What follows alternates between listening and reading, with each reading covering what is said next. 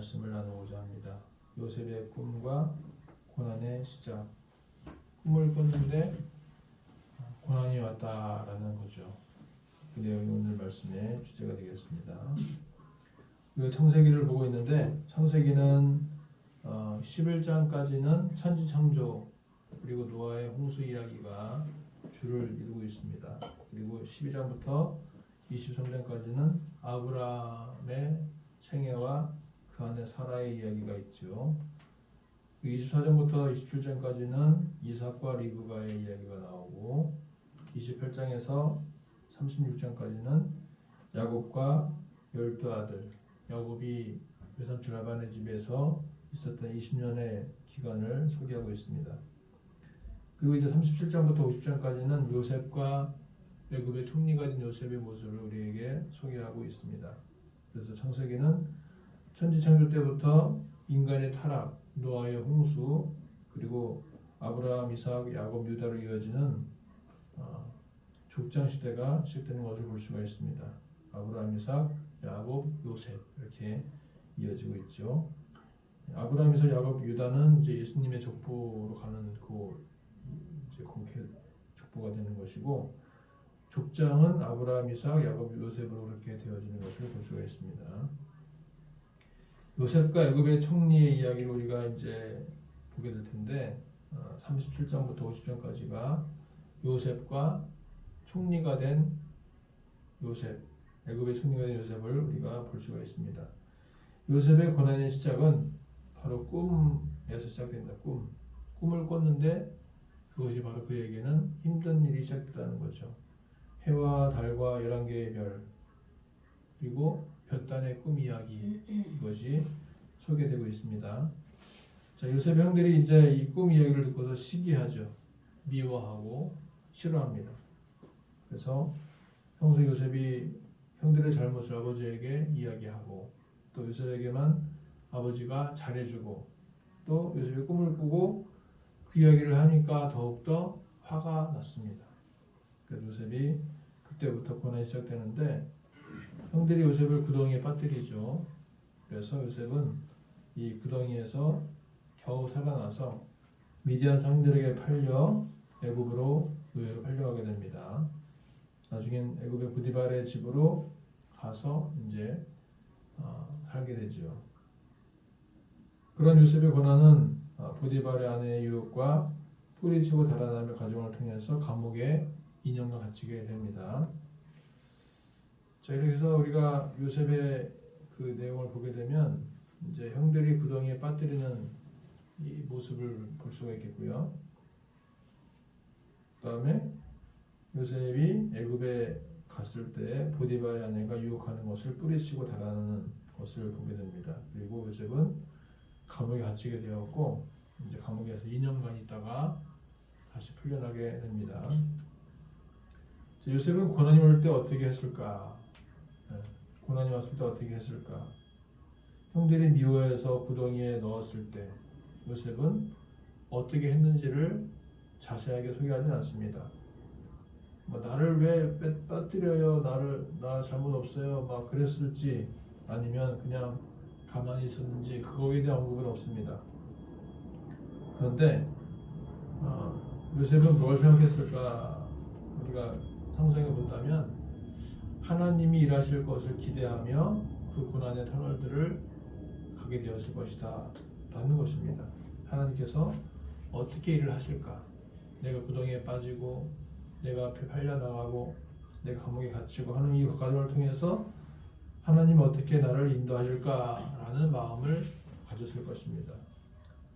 자, 그렇다면 이제 우리는 고난이 올 때 어떻게 그것을 맞이하고 그리고 그것을 어떻게 이겨나가야 될 것인가 하는 것을 생각해 볼 수가 있겠습니다. 오늘 창세기 37장은 우리에게 무엇을 교훈하고 있는가 하는 거죠. 무엇을 교훈하고 있는가.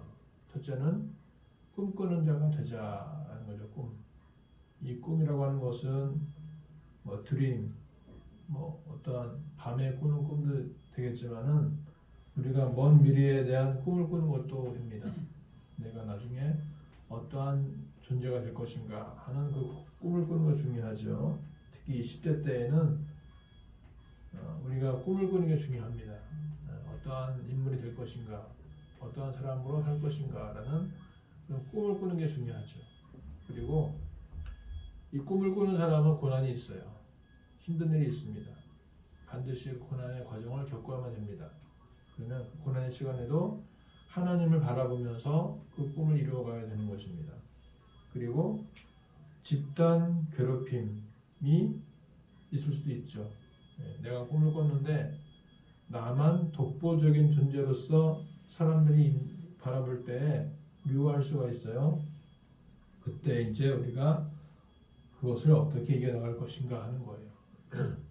내가 잘났다고 생각하게 된다면 분명히 거기에 대한 반대급부가 있게 마련입니다. 시기와 질투와 미움이 있게 되죠.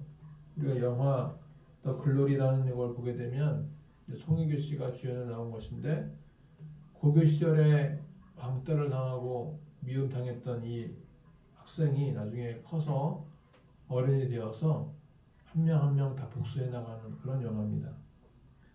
자, 복수가 중요한 게 아니고요. 우리가 어떠한 꿈을 꾸고 고난의 시간을 겪을 때에는 분명히 힘든 일이 생긴다는 거죠. 그것을 어떻게 이겨나가는가 하는 게 중요하다는 것입니다. 요셉의 형제들은 왜 이렇게 요셉에게 아주 잔인하고 못되게 굴었을까 하는 거예요. 디나 사건 때에도 루벤과 시므온이 그 세겜의 모든 남자들을 다 싹 죽였잖아요. 또 요셉을 대하는 태도를 보게 되면 이 형들이 참 못된 것 같아요.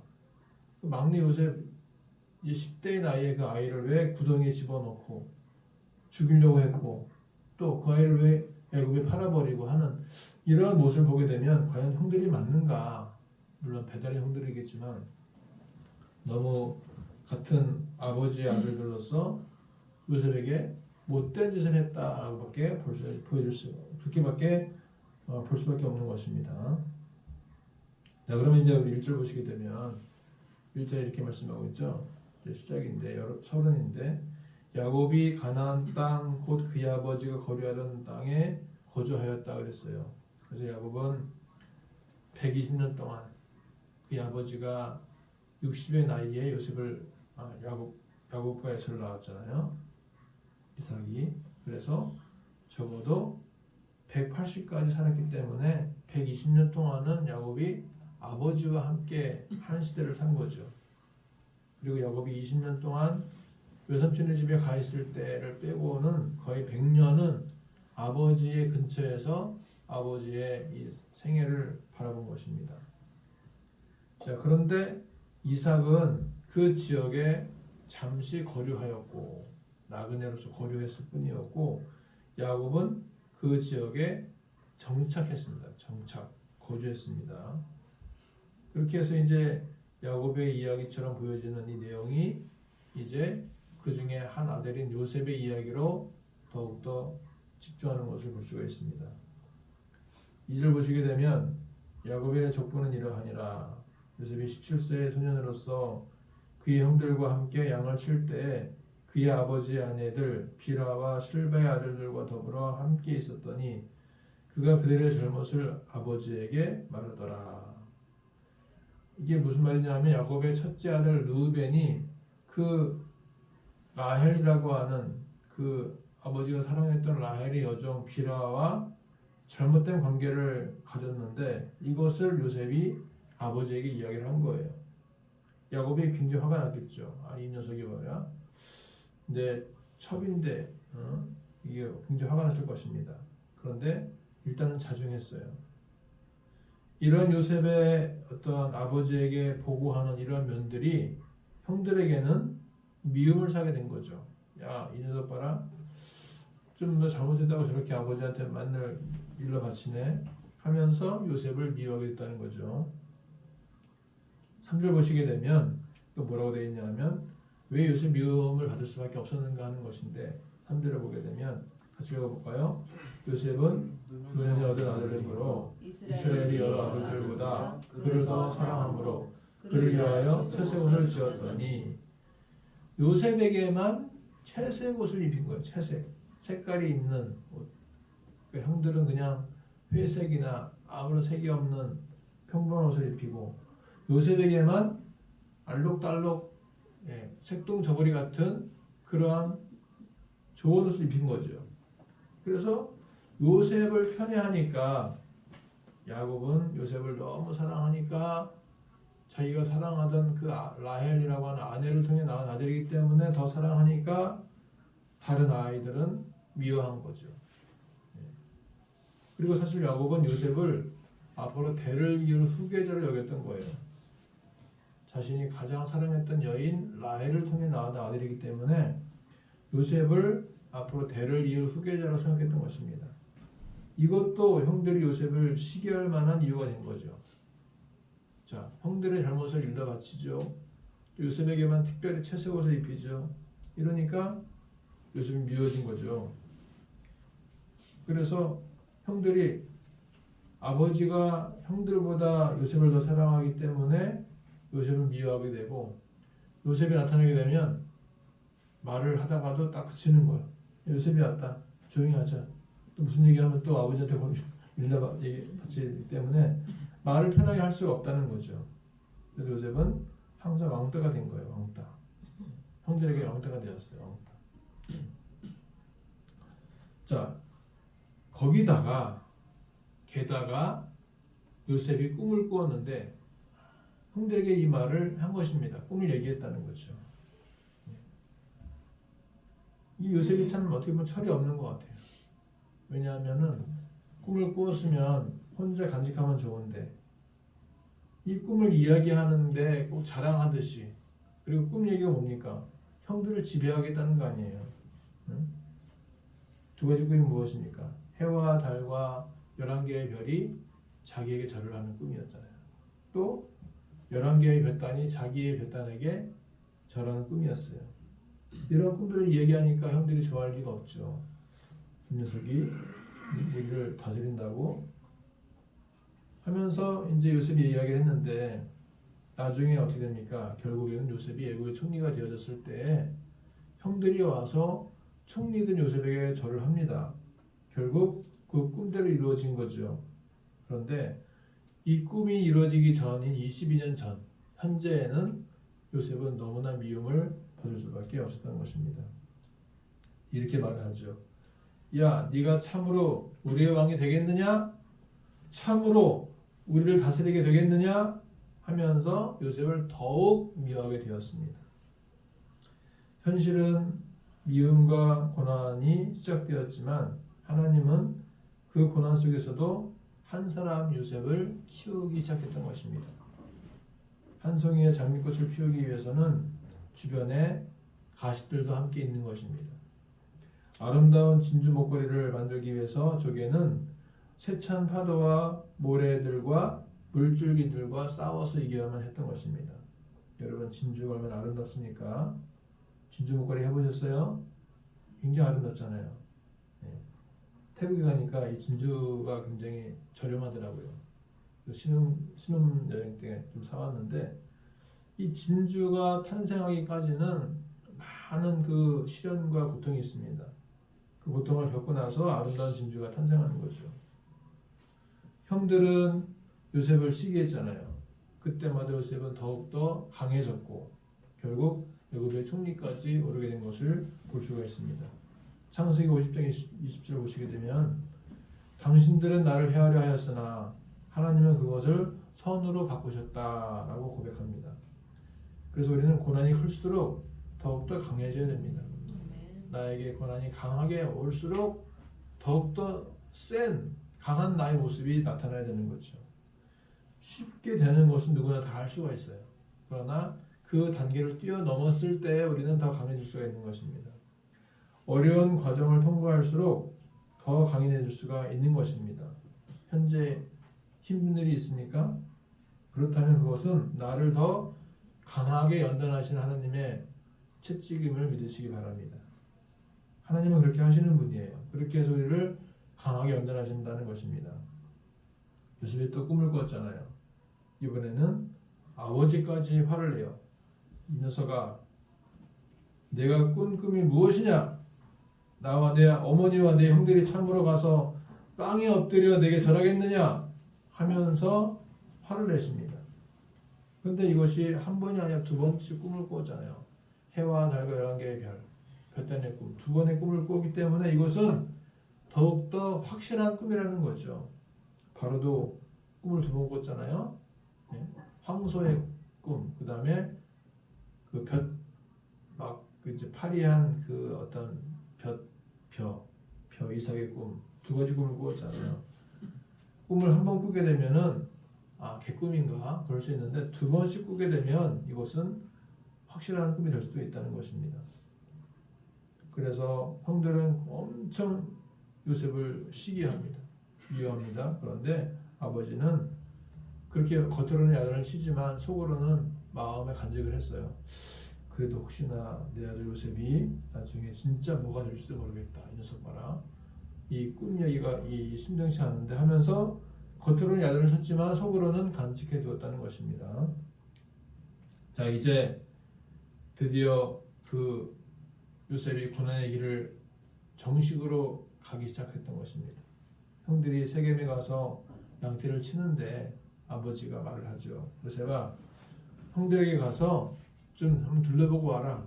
잘하고 있는 점을 보고 와라. 했더니 요셉이 네, 알겠습니다. 다녀오겠습니다. 했다는 거죠.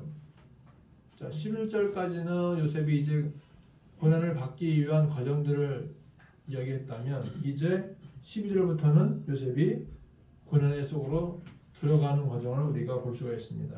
요셉은 가지 말아야 할 곳으로 가게 되었던 것입니다. 형들이 있는 곳은 위험한 곳이었어요. 형들이 요셉을 싫어했잖아요. 그런데 그 형들이 있는 곳을 간다고 하는 것은 내가 내 무덤을 찾아간다는 거죠. 가지 말아야 할 곳으로 가게 됐던 것입니다. 그래서 형들은 세겜에서 양을 쳤는데 이 세겜의 남자들을 다 죽였던 이 한때 그 소용돌이 치는 사건이 있었잖아요.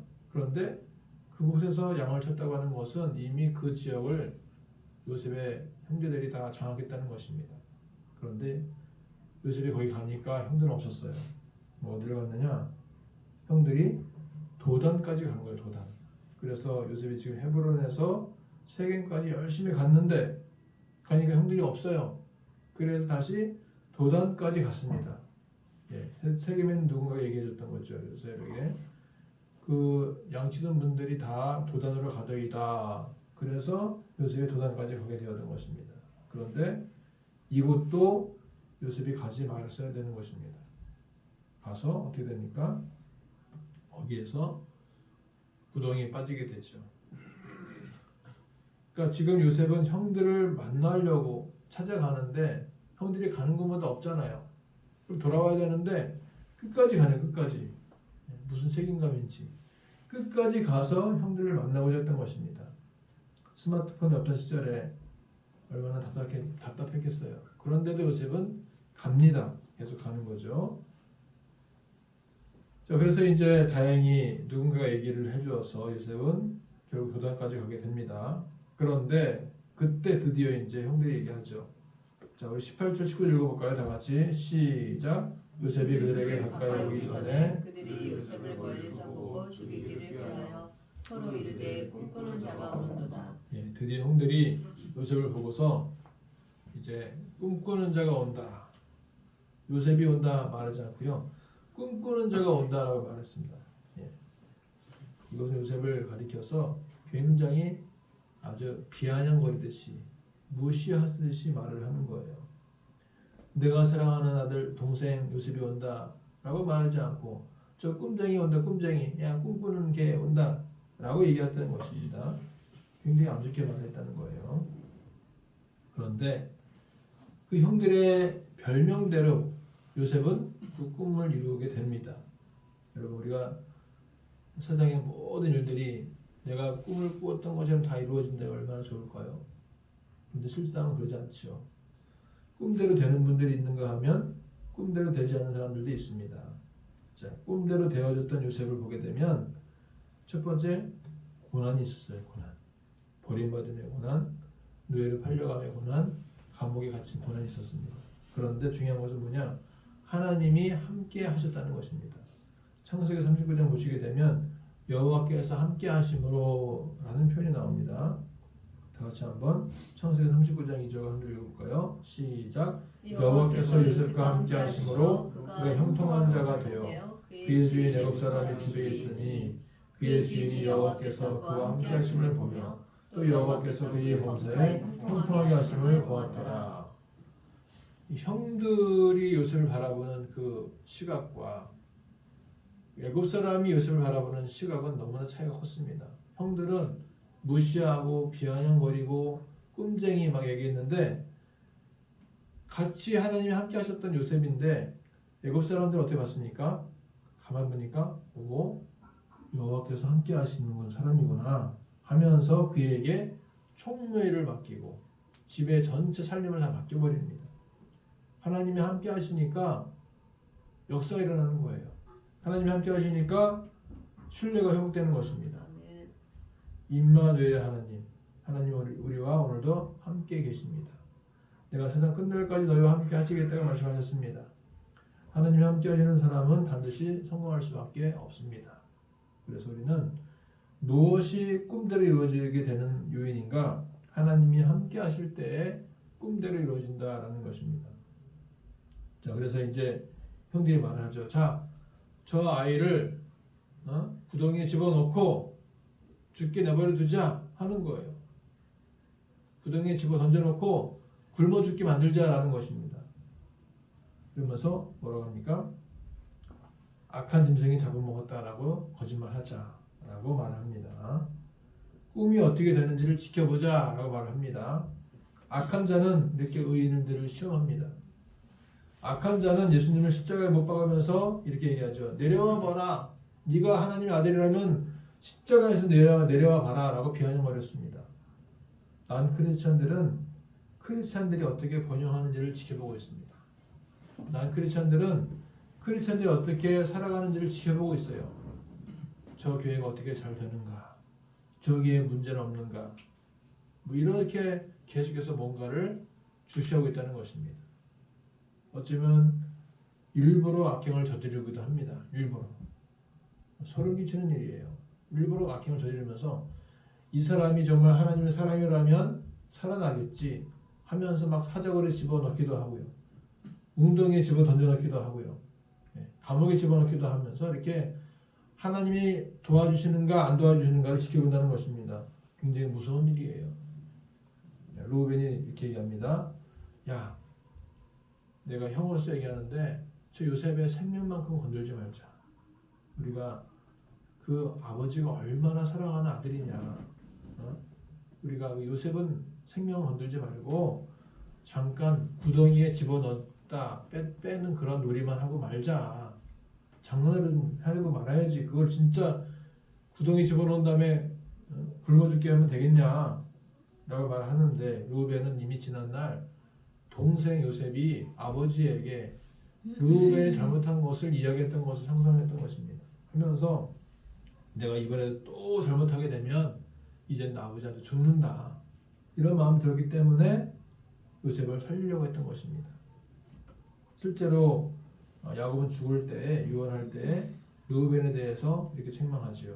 르우벤아, 너는 내 장자이며 나의 능력이고 나의 기력의 시작이긴 하지만 너가 위강이 초동하고 권능이 탁월하긴 하지만 물의 끓음 같았은즉 너는 탁월하지 못하리니 내가 아비의 침상에 올라 더럽혔음이로다. 그가 내 침상에 올라섰도다 하면서 르우벤을 책망합니다.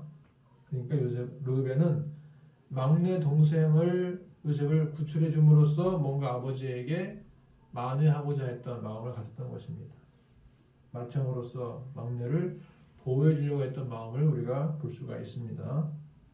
자, 근데 이제 이렇게 얘기하죠. 르우벤이 또 이르되 피를 흘리지 말자. 그에게 손대지 말자. 아버지에게 돌려주자라고 말합니다.